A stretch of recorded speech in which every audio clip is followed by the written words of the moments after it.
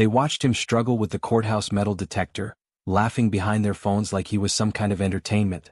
What they didn't know was that this gentle black man had walked these same halls for 4 decades, not as a visitor but as the judge who would decide their fate.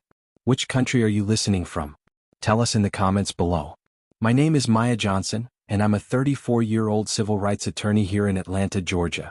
For the past 8 years, I've dedicated my life to fighting injustice in our legal system, but nothing, and I mean nothing, prepared me for what I witnessed on a Tuesday morning in February that would change everything I thought I knew about dignity, respect, and the power of quiet strength.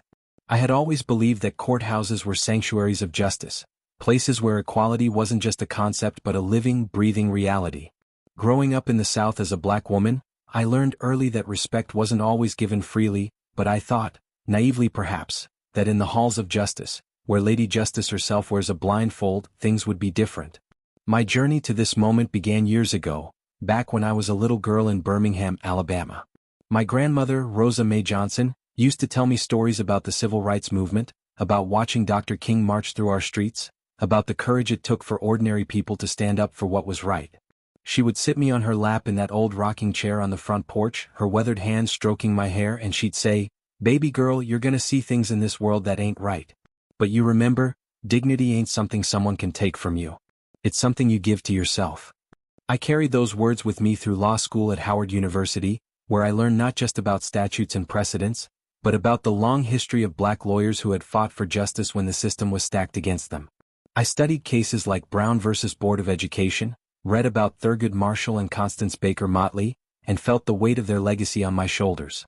After graduation, I could have taken a high-paying job at a corporate firm.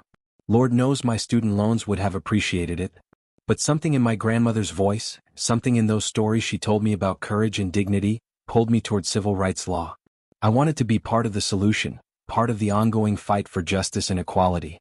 My morning routine has become sacred to me over the years. I'd wake up at 5:30 a.m. in my small apartment in Midtown Atlanta, the same apartment I'd been in since I started my practice. Nothing fancy, just a one-bedroom with hardwood floors and big windows that let in the morning light. I'd make coffee in my grandmother's old percolator, the one she'd given me when I graduated law school, and I'd sit by the window reading case files or the news, preparing myself mentally for whatever challenges the day might bring. That particular Tuesday started like any other. I grabbed my usual coffee from the small cafe across from the Fulton County Courthouse, the same place where I'd been stopping for 3 years since I started my practice.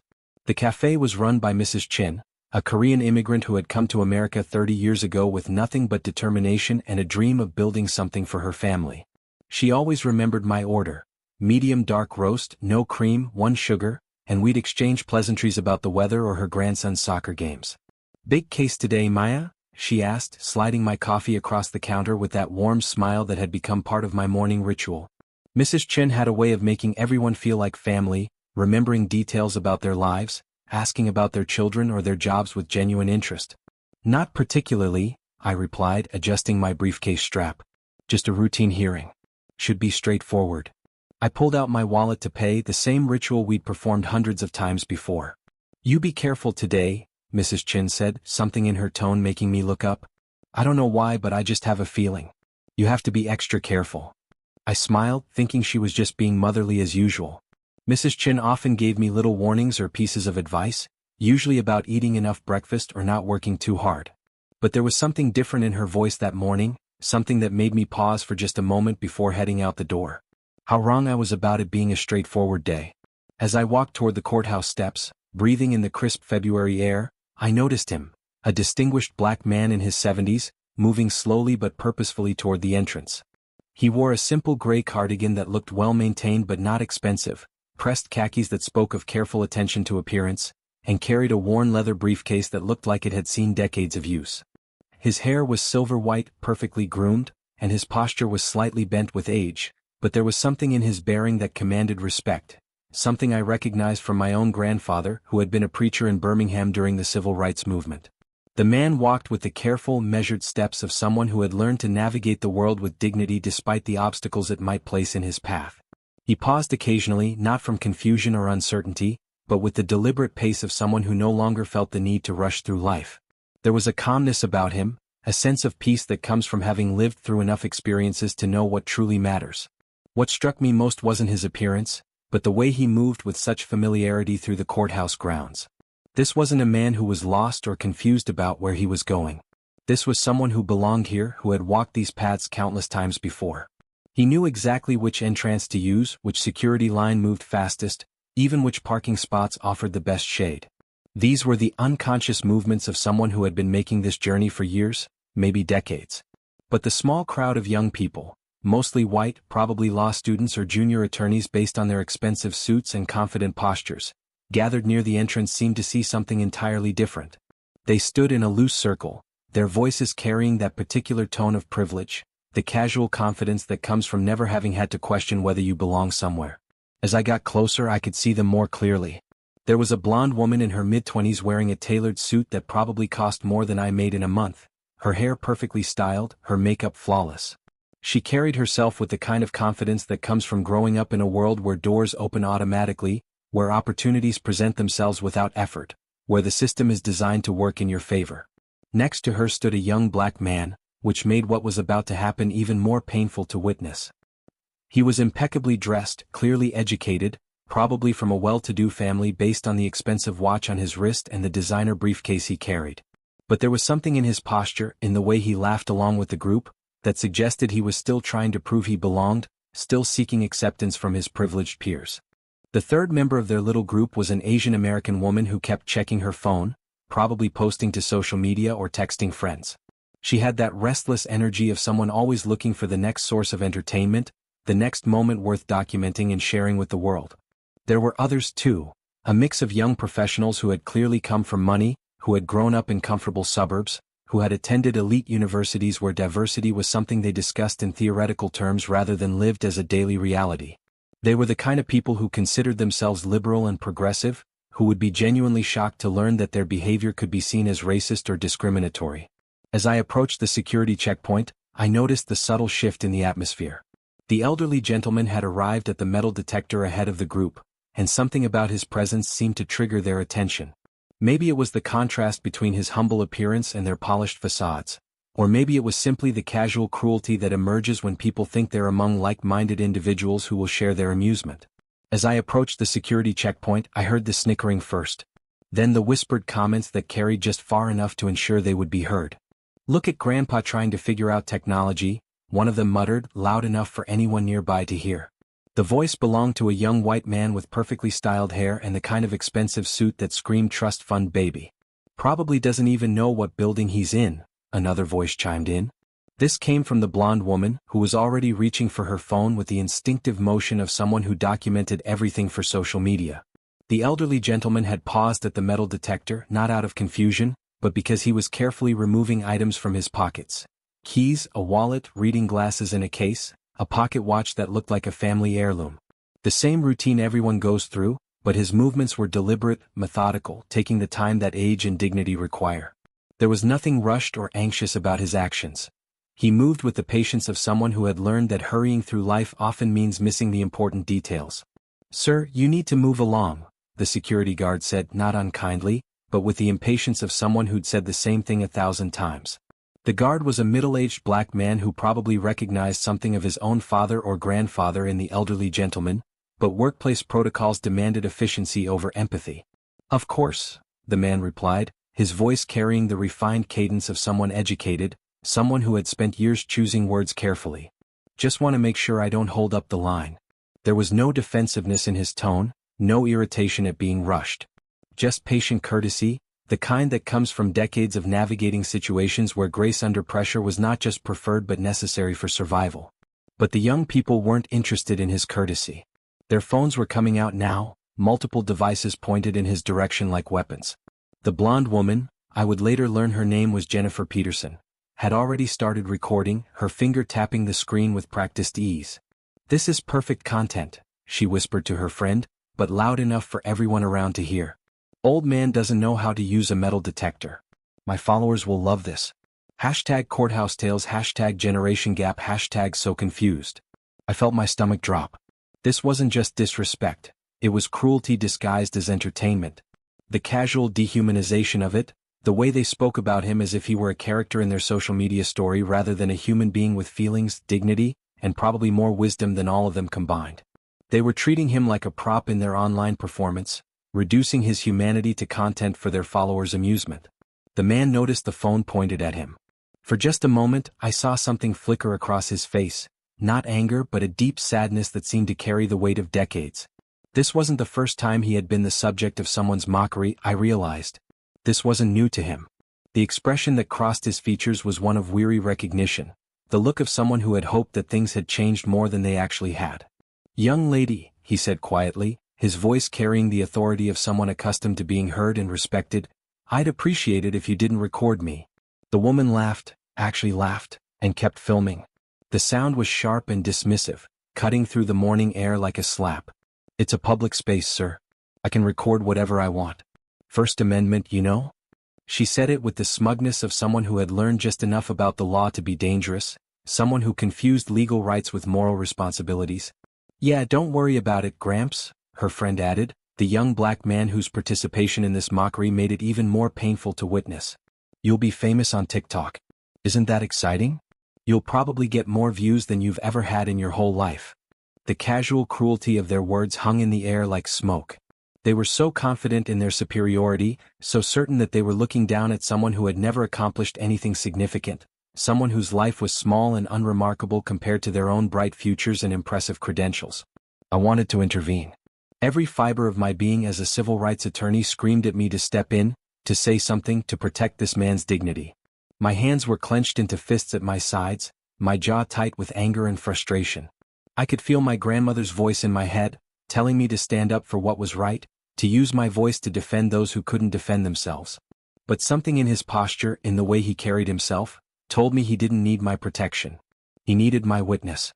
There was something about his stillness, his calm in the face of their mockery, that suggested he was more than capable of handling this situation himself. He just needed someone to see what was happening, to bear witness to both their cruelty and his grace. The man straightened his shoulders, looked directly at the camera, and said with quiet dignity, "I've been coming to this courthouse for 40 years. I've seen a lot of changes, met a lot of people. Some kind, some less so. But I've learned that character isn't about how you treat people who can do something for you. It's about how you treat people who you think can't." His words carried the weight of experience, of someone who had observed human nature in all its forms and had drawn wisdom from those observations. But to the young people recording him, his words weren't wisdom, they were just the ramblings of an old man who didn't understand the modern world, someone who was trying to sound important when he was clearly just another confused senior citizen. The recording continued. The snickering continued. They saw his words not as the profound statement they were, but as an opportunity for more content, more material to share with their followers. The blonde woman zoomed in on his face, capturing his expression for posterity, turning his moment of dignified response into their moment of viral entertainment. 40 years, one of them mocked, a young white woman with designer glasses and the kind of confidence that comes from never having been told no. Doing what, sleeping on the benches? 40 years of what, exactly? That was when I saw it, the slight tightening around his eyes, the way his hand gripped his briefcase a little tighter. They had crossed a line and they didn't even know it. The mockery of his appearance was one thing, but questioning his purpose, his right to be in this building, his very legitimacy, that struck at something deeper. But even then, even as they pushed him toward what would have been justified anger, he maintained his composure. His breathing remained steady, his voice remained calm, his posture remained dignified. Whatever they threw at him, he absorbed it without allowing it to change who he was or how he conducted himself. As we moved through security, the group of young people continued their commentary with increasing boldness. They had no idea that their voices carried, that their casual cruelty was being absorbed by everyone around them. The security guards who looked increasingly uncomfortable but didn't feel empowered to intervene, the court staff who went about their business but shot disapproving glances in their direction, the other attorneys and visitors who witnessed this small drama unfolding and felt the second-hand embarrassment that comes from watching someone else's humanity being so casually dismissed. I followed at a distance, my heart heavy with anger and embarrassment, not for the elderly man who carried himself with such dignity, but for the young people who thought their behavior was acceptable, even entertaining. As a black woman in America, I had experienced my share of microaggressions, subtle racism, and outright discrimination. I knew what it felt like to walk into a room and immediately sensed that some people questioned whether I belonged there, whether I was qualified to be there, whether I posed some kind of threat simply by existing in their space. But there was something particularly painful about watching it happen to someone who reminded me of my own grandfather, someone who had clearly lived through far worse and emerged with his dignity intact. My grandfather had been a man of few words but profound presence, someone who commanded respect through his actions rather than demanding it through his words. This elderly gentleman carried himself with that same quiet strength, that same unshakable sense of self-worth that no amount of external mockery could diminish. The man walked slowly toward the elevators, his pace unhurried despite the commentary following him. His movements were purposeful, suggesting a familiarity with the building that went beyond casual visits. He knew which elevator bank served which floors, which corridors led to which courtrooms. These were the unconscious navigational choices of someone who had spent significant time in this building, someone for whom these halls were as familiar as his own home. The group followed, still treating him like their personal entertainment, their phones still recording, their commentary becoming more elaborate as they fed off each other's energy. They had no real business to attend to, I realized. They were just courthouse tourists, probably taking a break from their internships or classes to grab lunch in the area, killing time before their next obligation. "I bet he's going to get lost," the blonde woman said, still recording, her voice carrying that particular tone of privileged amusement. "This is gold. Pure gold. My TikTok is going to blow up with this." "Someone should help him," another voice said, but not with genuine concern, with mockery. "Like, call his family or something. He probably wandered away from a nursing home." The casual ageism in their comments was almost as disturbing as the racial undertones. They saw an elderly black man and immediately assumed confusion, incompetence, a lack of agency or autonomy. They couldn't conceive that someone who looked like him at his age might have legitimate business in this building, might belong here more than they did. I watched the man's face as he pressed the elevator button. Still calm, still dignified, but I could see the toll their words were taking. His jaw was slightly tighter, his breathing a little more controlled. No one should have to endure this kind of treatment, especially not someone who was clearly no threat to anyone, someone who was just trying to go about his day with dignity and purpose. The elevator arrived with a soft ding and we all stepped in together. The confined space made the tension palpable.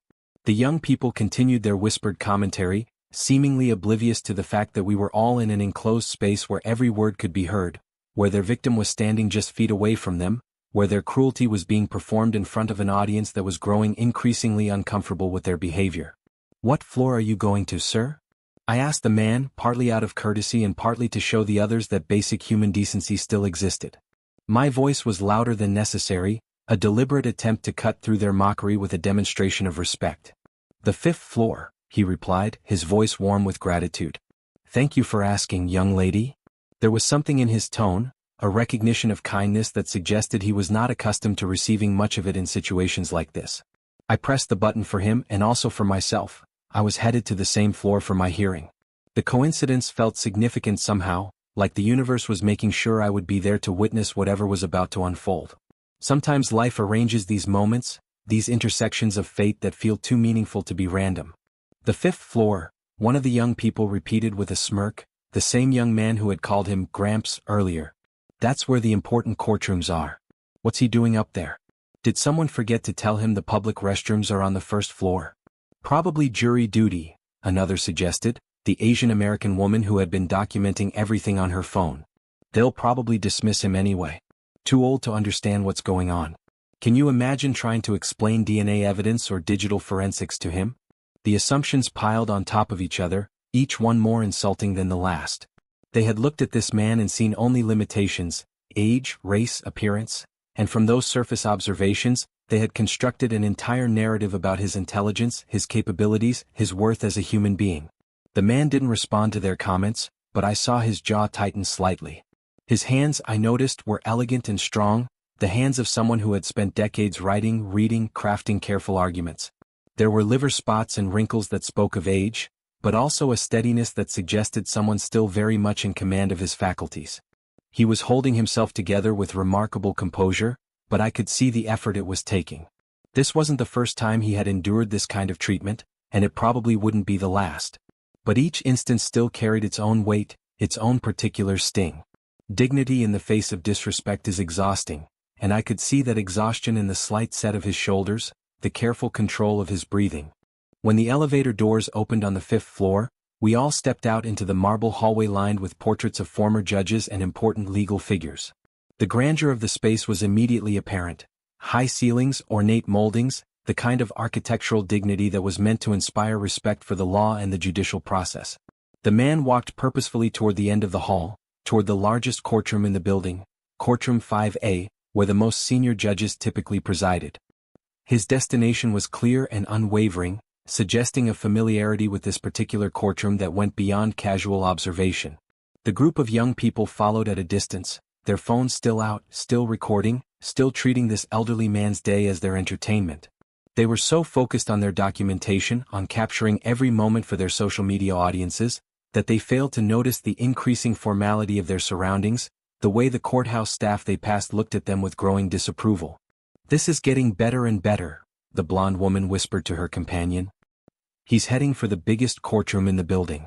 This is going to be epic when security has to escort him out."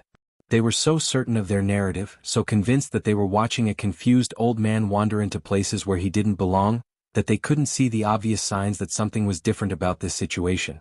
The man's confidence, his familiarity with the building, his purposeful movement toward a specific destination, all of these should have suggested that their assumptions might be wrong.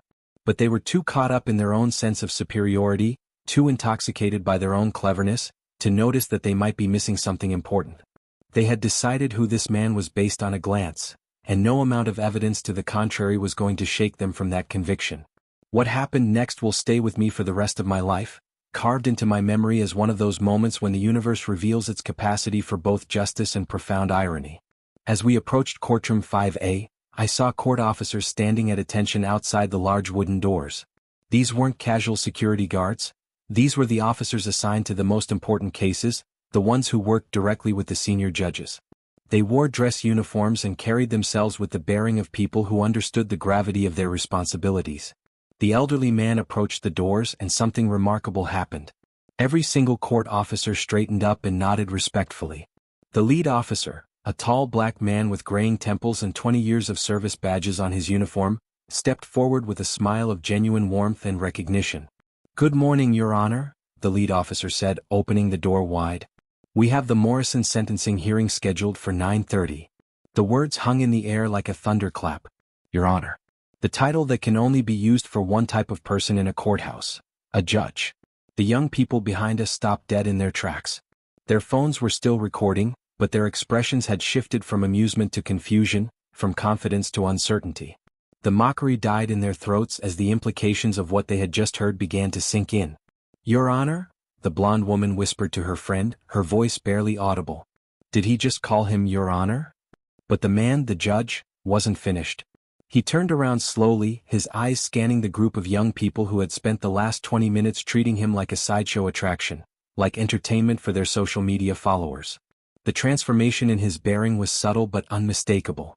The elderly gentleman who had patiently endured their mockery was gone, replaced by someone who commanded authority with every breath, every gesture, every measured word.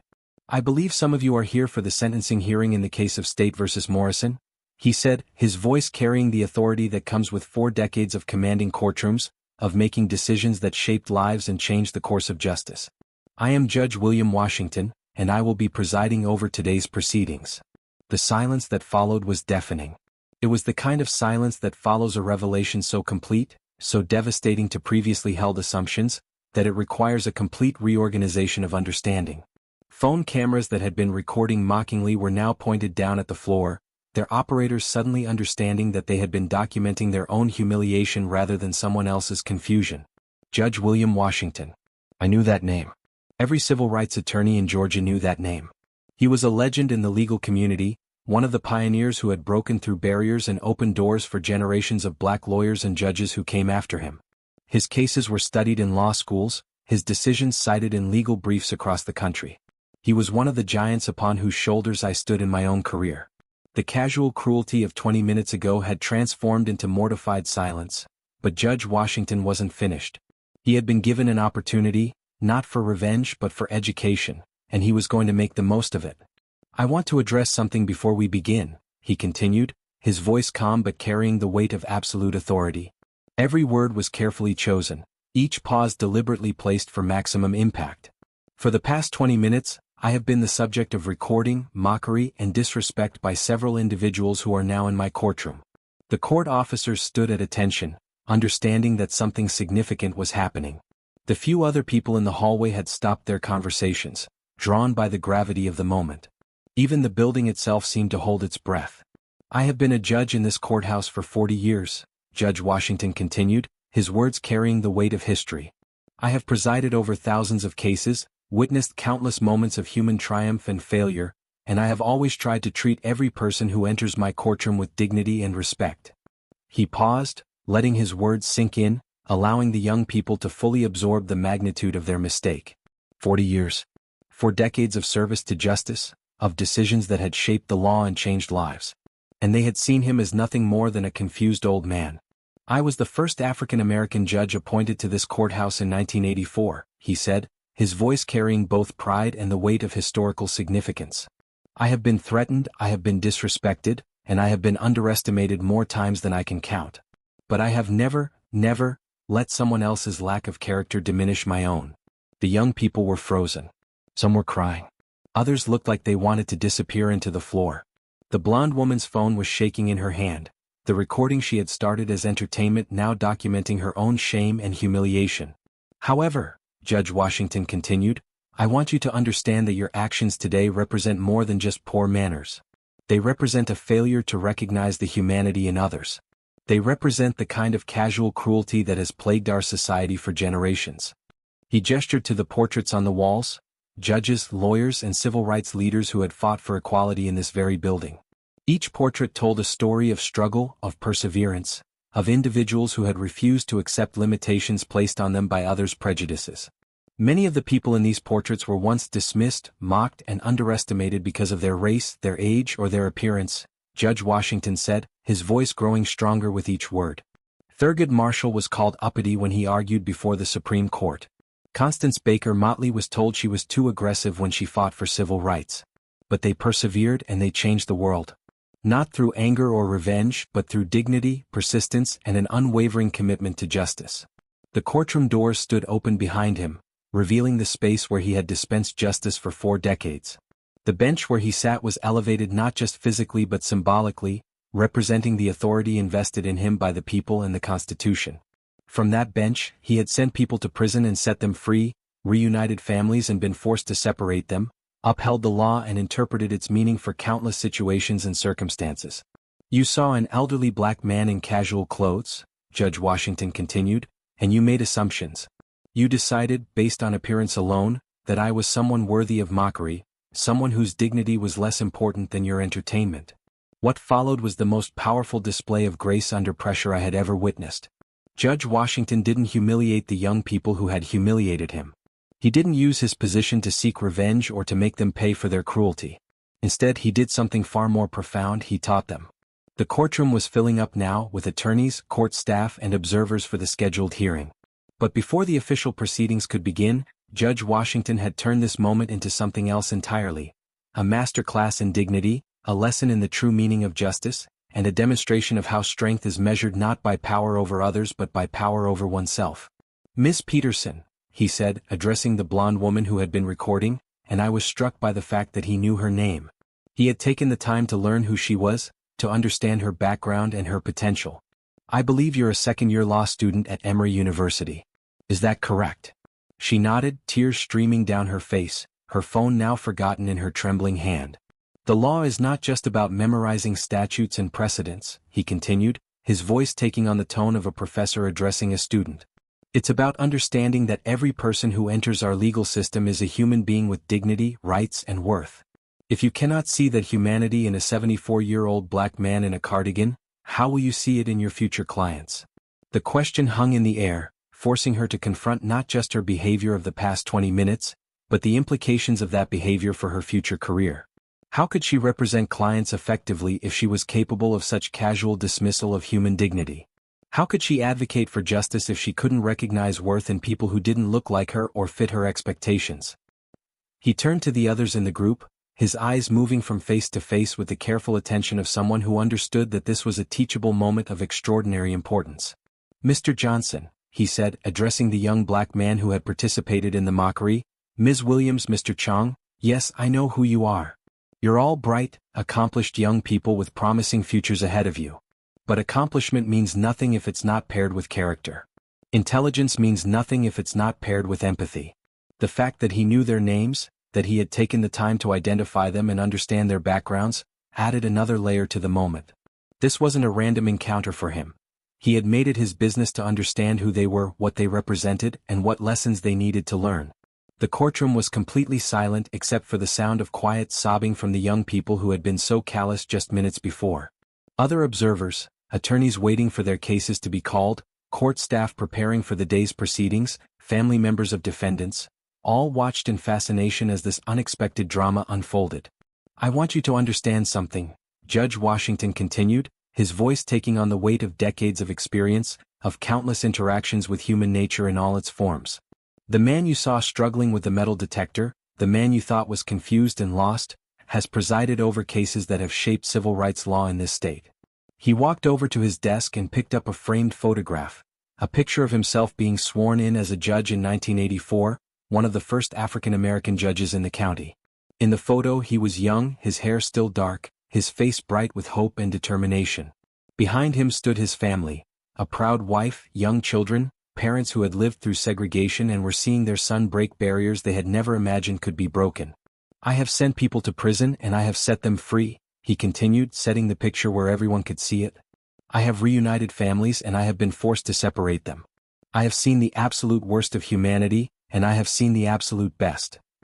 He paused, his eyes moving from face to face, ensuring that each person in the room understood the weight of his words. "But in all my years on this bench, I have never seen anything more ugly than the casual cruelty you displayed today. Not because it was particularly evil, but because it was so thoughtless, so automatic, so normalized that you didn't even recognize it as cruelty." The young woman who had been recording spoke up, her voice barely above a whisper, broken by sobs that she could no longer control.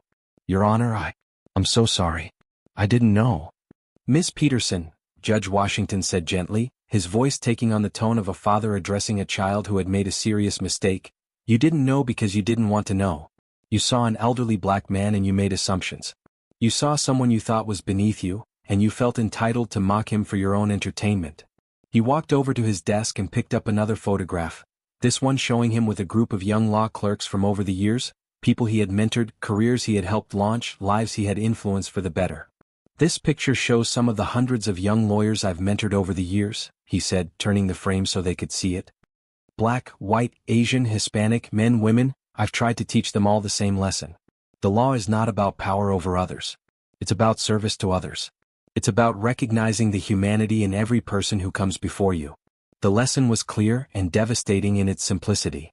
These young people had failed the most basic test of human decency, the ability to see worth in someone who didn't look like them, who didn't fit their expectations, who couldn't immediately benefit them. "I want you to leave here today with an understanding that every person you encounter has a story, has dignity, and has worth," Judge Washington continued. "The janitor in your law school building, the security guard at your office, the elderly person struggling with technology, they all deserve your respect, not your mockery." The transformation in the room was palpable.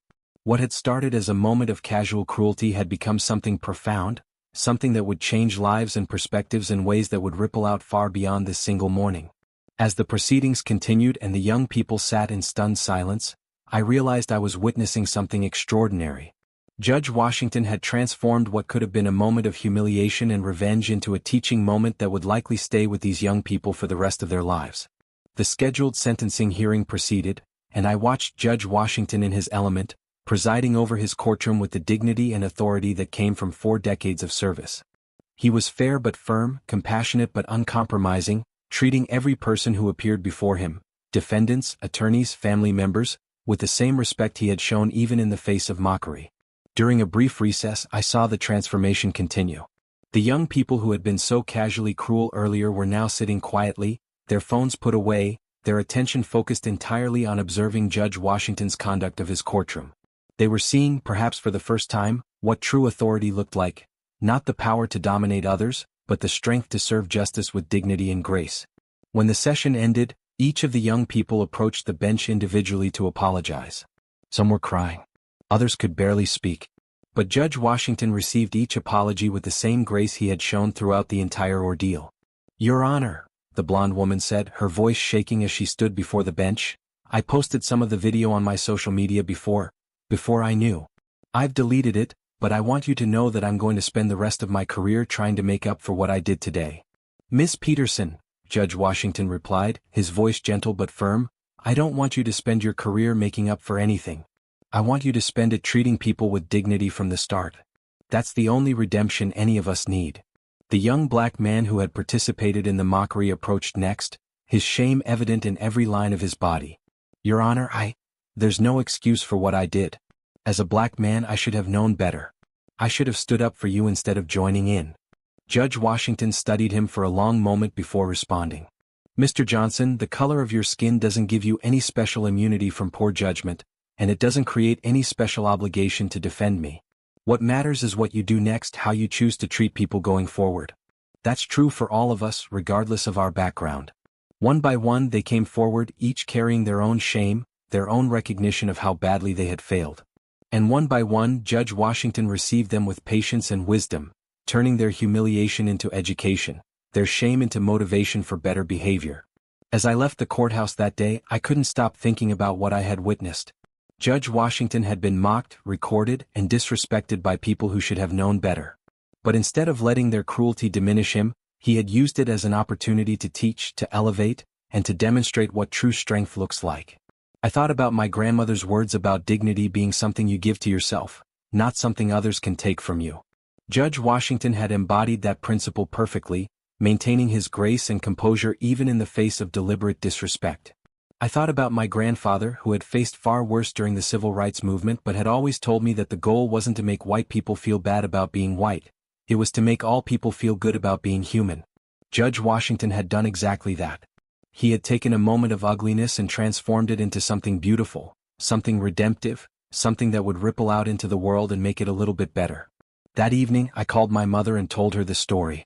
She was quiet for a long time after I finished, and I could hear her breathing on the other end of the line, processing what I had shared with her.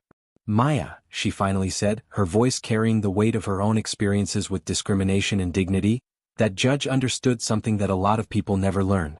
Dignity isn't about how people treat you, it's about how you treat people, especially when they don't deserve it. Over the following weeks, I learned more about Judge Washington's remarkable career and the profound impact he had had on the legal community. He had indeed been one of the first African American judges in the county, appointed during a time when such appointments were rare and controversial. The threats and hostility he had faced during his early years on the bench were well documented, but so was his unwavering commitment to justice and fairness. He had been involved in numerous landmark civil rights cases, had mentored hundreds of young lawyers, and had established scholarship funds for underprivileged students pursuing legal careers. His decisions had been cited in cases across the country, his opinions studied in law schools, his approach to justice emulated by judges who came after him. But more than his professional accomplishments, Judge Washington had demonstrated something even more valuable that day: the power of grace under pressure, the strength that comes from maintaining your dignity even when others try to strip it away, and the profound impact that one person can have by choosing to respond to cruelty with wisdom rather than retaliation.